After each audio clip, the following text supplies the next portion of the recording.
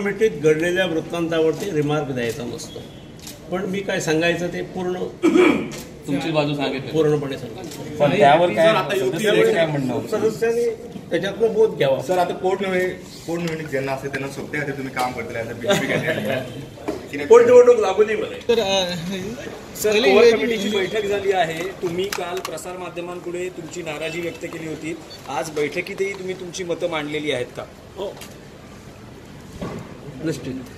काय म्हणलं तुम्ही? काय म्हणलं, कोर मधला कंटेंट बाहेर सांगायचा नसतो. आतापर्यंत कधी कोर कमिटीची मीटिंग झाल्यावरती कोणीतरी ब्रीफिंग केलं हे कधीही नसतं. सर, तुम्ही मतं मांडली त्यानंतर सदस्यांची काय प्रतिक्रिया होती? आपल्याला कसं वाटतं चेहऱ्यावर बघून? मग तुम्ही ठरवा ना.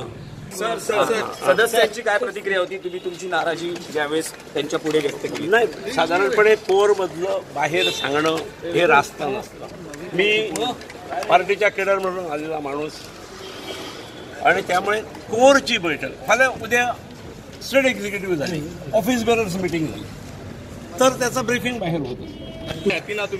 मला आश्चर्य दिसतं, पक्षात प्रवेश केलो सुभाष शिरोडकरांनी आणि दयानंद सोपटे, आणि तुम्ही मजा फटल्यात दिला लागले. फटल्यात लागा बरे. दयानंद सोपटे तुमच्या कॉन्स्टिट्युन्सी येतात. माझी कॉन्स्टिट्युएन्सी म्हणजे माझे वतन असा ते कॉन्स्टिट्युएन्सी म्हणून बरे. तोय झालो तरी आता तोय ना, आता ही इज नो मोर आमदार.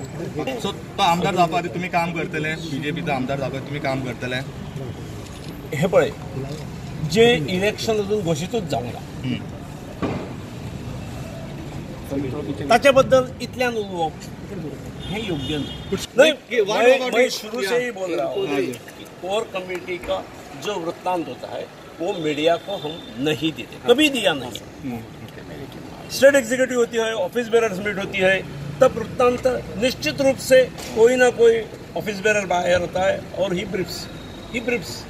But here core is something different and where things are not disclosed. President की गलती की ऐसा लग रहा है, पार्टी कुछ बोध लेगी, आपको क्या लगता है? हाँ, निश्चित रूप से.